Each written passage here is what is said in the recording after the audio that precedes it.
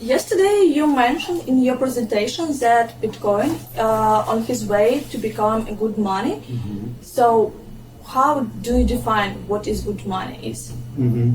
Yeah, it's a good question, and it's something that's hard to objectively define. So a lot of people have different kinds of ideas about how something can become a good money. One of the places it's quite instructive to start is to think about the pathways to becoming a good money. So very often things that have become used as monies start off as commodities.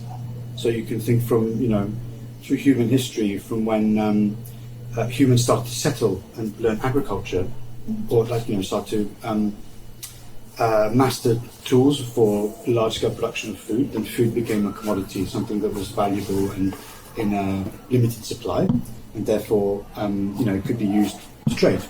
So before we had things that functioned as monies, let's say commodities that functioned as monies, people used to barter. So the concept of barter is pretty familiar to everybody. Say, for example, I'm a baker and I have bread, and you have chickens and I would like some eggs. But in order for us to make a deal, make a transaction, you have to be interested in what I have and I have to be interested in what you have, and that's what we call the double coincidence of wants. And so money is a way of solving that problem by putting an object or some kind of abstract item in the middle. So then, it's one thing if we're just changing bread for eggs, but imagine then the third person is in this web of this transaction web, and they're a barber and they want to get haircuts. So in order for us to transact between the three of us, it starts to get much more complicated. So money is a way of solving this kind of scalable transactional barter situation. So as part of the work that I presented yesterday on token space, I went through the history of money to try and understand a bit better about what makes things good monies. And many people like Nick Szabo have trodden down this path, and also some more, like say, traditional monetary philosophers, like Selgin, for example, and Simmel. And so one of the interesting things we saw in history, you can think about examples such as shells that were used, that were locally rare in a particular place, or glass beads that were locally rare in a particular part of Africa, and that would function well enough as a money in a small tribe or a small community. In England, we had tally sticks, which were literally just branches with kind of etch marks on them, and that was like the record-keeping system. Those kinds of systems work quite well in small groups. But when the groups get bigger, then these things, they're harder to scale. And so we see this tendency to move from things that are locally rare to things that are globally rare. So think about precious metals, lumps of rock, gold and silver. These things, we think of them as quite rare. And so then they, as a commodity, although they're not really useful and consumed in the same way as, say, corn or bread or fish are, they can still be used as abstract artifacts of value, as long as everybody agrees that those things are valuable. Now, what's interesting about gold and silver is, now I've got a background as a chemist, so I used to think about these things a lot. So we think of gold and silver as very scarce, very precious, but this is quite a crazy fact that there's more gold in the oceans as a very dilute solution of gold ions than there is above ground in Fort Knox, and even there is below the ground yet to be mined. So the question is, why is there so much gold in the sea that we haven't recovered? And the answer is, it hasn't been economically viable, given the current value of the current price of gold and silver, to do that. But technology always makes these things easier to do. So as time goes on, the capital outlay required to access those resources will go down, and eventually we will be sucking gold out of the seawater. Then think about, we're just one small planet in this gigantic, infinite universe, and gold comes out of supernovas, comes out of exploding stars, so it must be everywhere. Now, we're kind of planetary bound at the moment, but our civilization may not remain bound to the planet in quite the same way in the future. Even in the near future, Luxembourg has a Ministry of Space Mining already, so they're already planning, like trying to put regulatory framework, trying to start setting up the building blocks of an industry and ecosystem around recovering precious materials from asteroids. So say we go to space or near orbit, just outside the planet bounds, and we go and pick up trillions of dollars of gold and silver. So these things aren't universally rare. So then we can move on to the things that we find ourselves discussing here at UNCHAIN. Things like cryptocurrencies, like Bitcoin in particular. These things are universally rare. The scarcity and the supply is algorithmically enforced, so those rules hold wherever you are, in essence. And so we're kind of moving from things which are locally rare to globally rare to universally rare as our society also technologically evolves. And there's another interesting side point on that, which is that as we become more our lives become more infused with technology, and we conduct more and more of our business in virtual mediums.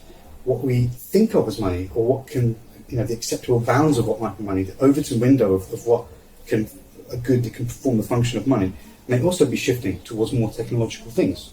And this is a concept that Jean Baudrillard, the French monetary philosopher and absurdist thinker, came up with as the simulacrization. So this is the idea. The simulacrum is the digital abstraction of a real thing. So think about what used to be money: lumps of gold, lumps of metal, pieces of rock. And then we made paper out of that. Then we made naive digital fiat. And now we have cryptocurrencies. So these things are becoming more and more abstract in a sense. But because our societies are becoming also more digital and abstract, maybe that's why we're seeing these things evolving as a response to our own technological progress. So in answer to your question, what makes good money changes over time. Some things like the predictability of the supply, the unforgeable costliness, as Nick Szabo says, the difficulty of creating more, and the asymmetry of being able to easily verify that something is true and correct and within a monetary protocol or monetary system, versus it being very hard to manufacture. So let's take a step back into history. So there's Isaac Newton 350 years ago. A lot of people thought after he did his groundbreaking work on calculus and gravity that he went crazy, became an alchemist, and he was trying to turn lead into gold as the master of the British Mint, the place where coins were struck from silver and gold. But an interesting counter argument, or a different way to look at this, was that he may have been trying to hack gold. He may have been trying to reverse engineer gold, which at that point was the most unforgeably scarce material. So he was, maybe, you could see it as this way, in this way, that he was trying to reverse engineer gold to see if it really was as unforgeably costly and unforgeably scarce as people thought at that time. So some scarcity, predictability of supply, ease of transfer. I mean, these are all coming back to Aristotle's definitions of what makes a good money. And then, Jevons in the 19th century talked about these things we hear very often about stores of value, mediums of exchange, and units of account. So these are all the different kinds of functions something that people start to use as a money. These seem to be the kind of, how can you say, like the admirable qualities, desirable qualities of a money. But it's also hard to see what would make a good money in the future, because our future is uncertain. We can only really see our trajectory. We can't really see the specific developments that we're going to encounter. So it's also very hard for us to say what's going to be considered a good money in 50 years' time, or even 10 years' time, given how quickly things evolve in our world. The next question I would like to ask you is about the properties of a good money. And since we are talking about Bitcoin, what kind of properties should the good money have, and in terms of good money? Mm-hmm. So I really like to think of, and I spoke very briefly about this in my talk yesterday, there's some work by Nick Gogarty and Paul Johnson on a network theory of value. So you can think of every money as a protocol, as a network that is an implementation of a protocol. That's easy to do with something like Bitcoin, because it's very literally, some code that people run, and that gives rise to this network and so on. But you can also think of gold in that way, or US dollars, or I can't even pronounce the Ukrainian money, but hryvnia, something like that. Yeah. Okay. All right. So each of these things, no matter how widely they're used or how localized the monetary protocol is, essentially they're only as useful as whether people will accept that from you. So that's kind of like the acceptability of the money. Mm-hmm. So one of the things that we see that limits the current use today of cryptocurrencies is that if you wander out onto the street, it's very unlikely that you'll find people that will accept these things unless you specifically go looking for them.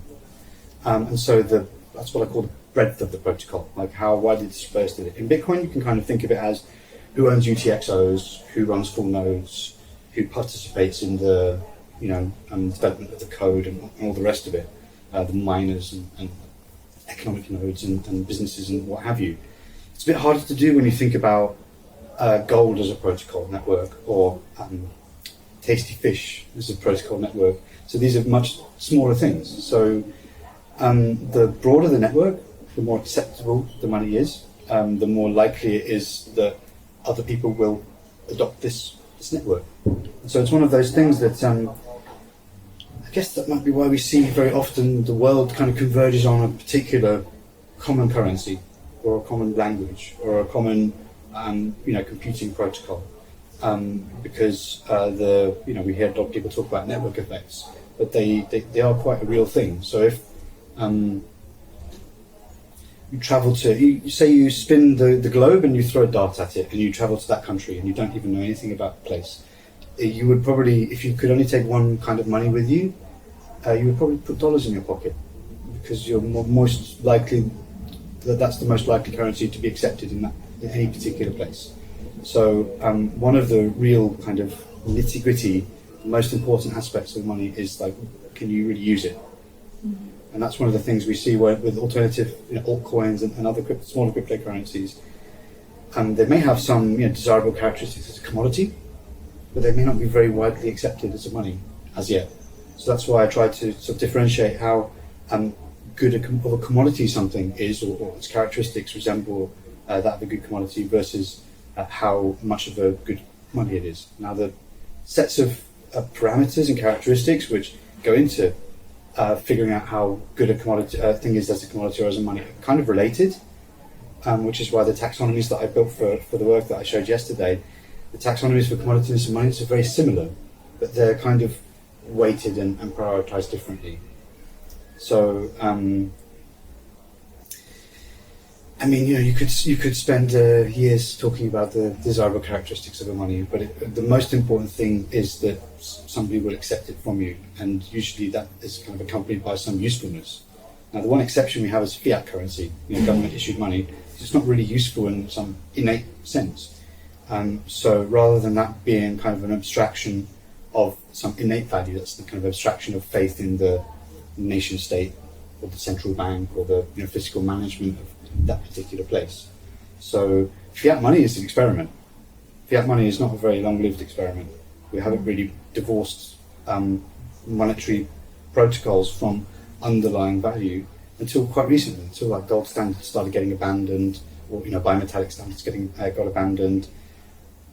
Central banks used to hold a lot of gold. You could argue that they still do, but they don't show a lot of evidence of that anymore. So perhaps things like Bitcoin cryptocurrencies are kind of a step back towards this more eternal trend of money having some innate value, digital bearer assets being useful in their own right. So some of the conceptual lenses that monetary economists use are things like Gresham's law, which I'm not an economic expert by any stretch of the imagination, but very coarsely put, Gresham's law approximates to the bad money will drive out the good money because people will want to keep the good money for later, and then the flip side of the counter argument is called Thayer's law, which essentially postulates the inverse, that the good money in time will drive out the bad money. And for me, this is a little bit like I actually can't remember who made the quote. I think maybe it was Jesse Livermore, like a historical US finance magnate, which was that in the short term, the stock market is a voting machine, but in the long term, it's a weighing machine. By that, he meant sentiment is a very powerful force in the markets that moves the market around in the short term. In the long term, what really matters is the soundness, the basis of that particular enterprise. And so we can think about what. So before we consider cryptocurrencies as monies, let's think of them as volatile commodities. And price is actually quite an interesting metric because it kind of squashes all kinds of variables and different things into one number, and you can watch this number go up and down. You can plot it on charts. So it's kind of giving you somewhat objective, somewhat subjective metric of the state of the conversation between buyers and sellers in the market. Now, one of the interesting things about things like Bitcoin is we talk about these things as having some of the characteristics of money, but the kind of price of Bitcoin is largely determined through trading activities, through exchanges and through OTC trades and desks and what have you. And in these places, these venues, liquidity is actually quite thin. So there's not that much trading volume going on in these places with comparison to traditional currency markets or even equities, stocks and things like that. So the prices of these things can actually get kind of pushed around, and you sometimes see this in the market, that it doesn't take that much to really move these prices. And so coming back to this idea of monetary economics and whether something is a good or a bad money, and tying that to the Golgi and Johnson network capital idea. If people think that there's a speculative utility in holding a particular monetary good, pseudo-monetary good, commodity good, whatever you want to say, they may hold on to that for the potential upside, the speculative potential. So if I have pounds in my pocket and I have silver coins in my pocket, I may elect to spend the pounds because I believe the pounds to be worth less in the near future. Definitely with Brexit, that is the trend that seems to be continuing. So it does make sense that in the end, you would rather keep the thing with the most potential future value, and you'd want to spend the thing that doesn't have so much value. And we can look at countries and monetary systems that are undergoing high levels of inflation. So, Argentina is 30 to 40% inflation. Venezuela is in hyperinflation. Zimbabwe's had several bouts of hyperinflation. In these situations, as soon as you would receive money, you would run onto the street to try and spend it because it does not hold its value. And so you would not want to hold bolivars. Indeed, you can see videos of the streets of Caracas lined with banknotes. Because people, it's not even... I think it costs more to buy a roll of toilet paper than to just use the money. So this is like to the point where the bad money has been driven out. So I guess you can say that you are seeing a kind of phase law situation in Venezuela, and people are probably holding USD in paper or digital forms. Mm-hmm. Some people are using cryptocurrency. It's probably not that much, but it's maybe arguably more than a lot of Western countries, simply because the necessity of the situation demands it. So I think we could look to these economies which are having these kind of partial monetary collapses to try and get an indication of how Gresham's law or Thayer's law, this idea of bad money driving out good, or the inverse, might be underway. A lot of this, what we're talking about, is ultimately superseded by the fact that it's humans using these things, these networks, the networks of humans. So if humans engage in this collective myth or this collective belief that, you can call it a community, you can call it an ecosystem, you can call it a cult, a shared set of beliefs and myths. If people engage in that together and collectively agree that something has value, then it's very hard to stop them from thinking that. So there are some people that think baseball cards are very valuable, some people that think that all pieces of furniture are valuable, some people collect old books. So I used to collect stamps when I was young. So it's all about what you think is valuable. So this is coming back to the Golgi and Johnson work about network theory of value. They have this nice kind of temporal, time-based lens of thinking about these things. So in the past, the price is objective. We know what the price of Bitcoin was yesterday. It's very easy to know that. In the moment, the price of something depends on so many different factors, like you and I are transacting. It depends on what happens in that moment. We come to agreement whether it becomes the price in that moment. And then in the future is uncertain. But a lot of these things are determined by us, by people, whether we adopt these things, whether we give them, we consider them valuable, whether ecosystems to facilitate the exchange and trade of these things develop as well. So I think largely, you need to have some sound foundations as a protocol, whether it's gold or USD or Bitcoin or anything else. But largely, at the end of the day, if humans don't agree and believe that enough humans don't agree and believe these things have value, then they'll be very limited in their in their scope. So I think it's largely a social and human phenomenon.